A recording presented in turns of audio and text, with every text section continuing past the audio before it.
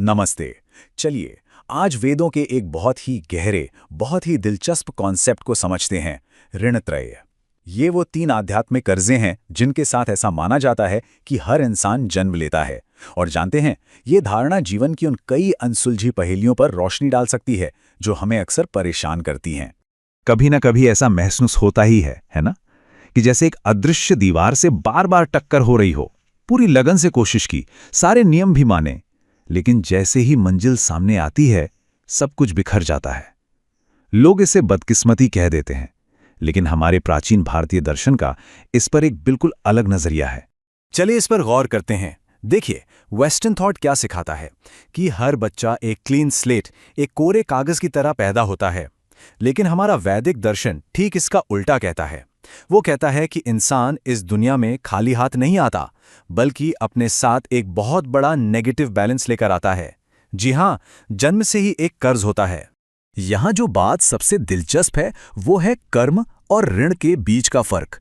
कर्म वो है जो हम करते हैं, लेकिन ऋण वो है जो पहले से ही बकाया है, जो हमारे खाते में चढ़ा हुआ है।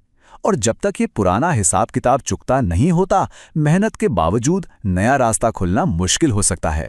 तो आखिर ये ऋण है क्या भला? कल्पना कीजिए कि ये जो जीवन है ना, ये अपना घर नहीं बल्कि एक किराए का मकान है। आत्मा को ये शरीर मुफ्त में नहीं मिलता, प्रकृति ने इसे उधार दिया है और इसका एक आध्यात्मिक किराया चुकाना ही पड़ता है। और जब ये किराया नहीं चुकाया जाता तो प्रकृति जीवन में मुश्किलें खड़ी कर देती है। तो चलिए एक एक करके इन कर्जों को समझते हैं। सबसे पहला है देव ऋण। ये उन दिव्य शक्तियों का कर्ज है जो हमें और आपको, हम सबको जीवित रखती हैं। अब देव शब्द सुनते ही हमारे दिमाग में मंदिर और मूर्तियां आ जाती हैं, है ना? लेकिन वेदों में इसका मतलब बहुत बहुत गहरा है। देव का असल मतलब है वो जो देता है। मतलब वो सूरज जो रोशनी देता है, वो हवा जो सांसें देती है, ये धरती जो हमें भोजन देती है, ये सब की सब देव शक्तियां हैं। श्रीमद् भागवत गीता में भगवान श्री कृष्ण की ये चेतावनी इस कर्ज की गंभीरता को दिखाती है। अगर कोई सिर्फ प्रकृति से लिए जा रहा है और बदले में कुछ दे नहीं रहा, तो वो आध्यात्मिक तौर पर एक चोर है, और एक चोर कभी भी सुखी नहीं रह सकता। जब देव ऋण बहुत बढ़ जाता है तो इसके लक्षण जीवन में साफ साफ दिखाई देने लगते हैं। शरीर साथ छोड़ना शुरू कर सकता है, दवाएं बेअसर हो सकती हैं, या हर काम में पता नहीं कहां से कोई ना कोई रुकावट आ जाती है। ये एक संकेत है कि प्रकृति का संतुलन बिगड़ गया है। तो सवाल ये है कि इसे चुकाने का तरीका क्या है? बहुत ही सरल। अपने भोजन का पहला निवाला किसी और जीव को देना, सुबह उठकर सूर्य को जल चढ़ाना, या बस अन्न और जल का सम्मान करना, उसे बर्बाद न करना। देवता हमसे धन नहीं मांगते, वे सिर्फ सम्मान और संतुलन मांगते हैं।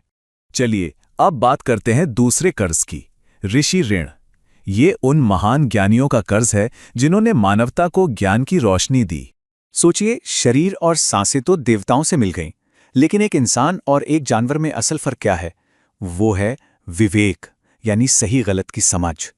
ये ज्ञान, ये भाषा, ये संस्कृति हमें हमारे ऋषियों से विरासत में मिली हैं। वो एक तरह से चेतना के वैज्ञानिक थे जिन्होंने हमें जीवन जीने की कला सिखाई।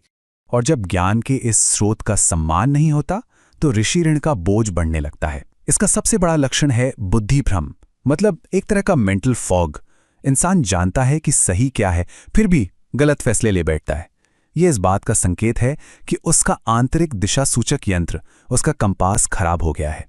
इसे चुकाने के दो बहुत ही शक्तिशाली उपाय हैं। पहला स्वाध्याय, यानी खुद को जानने के लिए रोज थोड़ा पढ़ना, और दूसरा ज्ञानदान, जो कुछ भी अच्छा सीखा है उसे दूसरों तक पहुंचाना। जब कोई ज्ञान को आगे बढ़ाता है तो वो असल में ऋषियों का ही काम कर रहा होता है। अब आते हैं तीसरे और शायद सबसे व्यक्तिगत ऋण पर, जो हमारे डीएनए में मौजूद है। ये है पितृ ऋण, हमारे पूर्वजों का कर्ज। जैसे एक बड़ा सा पेड़ अपनी जड़ों के बिना कुछ भी नहीं है, वैसे ही हम इंसान अपने पूर्वजों के बिना अधूरे हैं। वो सिर्फ तस्वीरों में नहीं हैं, बल्कि हमारे डीएनए के हर एक कण में जीवित हैं। उनकी इच्छाएं, उनका संघर्ष, सब कुछ हमारे अस्तित्व का हिस्सा है। और जब हम अपनी इन जड़ों को भूल जाते हैं तो पितृ ऋण के लक्षण घर की चार दीवारी के अंदर ही दिखाई देने लगते हैं। घर में बिना वजह के झगड़े, वंश वृद्धि में रुकावट, या परिवार में किसी खास बीमारी का बार बार लौटना। ये इस बात का संकेत है कि जड़ों से हमारा कनेक्शन टूट गया है। इस गहरे कर्ज को चुकाने के 3 मुख्य तरीके बताए गए हैं। पहला, श्राद्ध और तर्पण के जरिए उन्हें श्रद्धा से याद करना। दूसरा, अच्छे संस्कारों के साथ वंश को आगे बढ़ाना।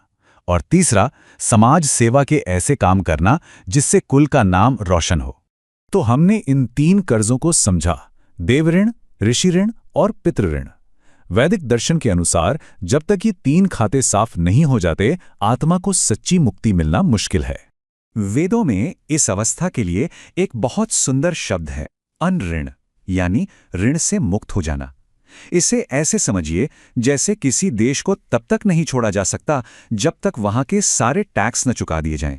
ठीक उसी तरह आत्मा संसार के इस चक्र से तब तक बाहर नहीं निकल सकती जब तक उसका आध्यात्मिक खाता शून्य न हो जाए। और यहीं पर आके ये पूरी धारणा ही बदल जाती है। इन ऋणों को बोझ समझना बंद करना होगा। इन्हें एक थैंक यू कहने की चेन की तरह देखना होगा। सूरज को जल देना एक धन्यवाद है, ज्ञान बांटना एक धन्यवाद है, और पूर्वजों को याद करना भी एक धन्यवाद है। तो अब सवाल ये उठता है कि जीवन के किस क्षेत्र में ज्यादा रुकावट महसूस हो रही है? अगर सेहत और किस्मत साथ नहीं दे रही तो शायद देव ऋण पर ध्यान देने की जरूरत है। अगर मन में हर वक्त भ्रम रहता है तो ऋषि ऋण की ओर देखना होगा। और अगर घर परिवार में अशांति है तो पितृ ऋण को समझना होगा। यह विचार करने का विषय है कि इनमें से कौन सा ऋण सबसे पहले हमारा ध्यान मांग रहा है। इस पर विचार जरूर कीजिएगा। नमन।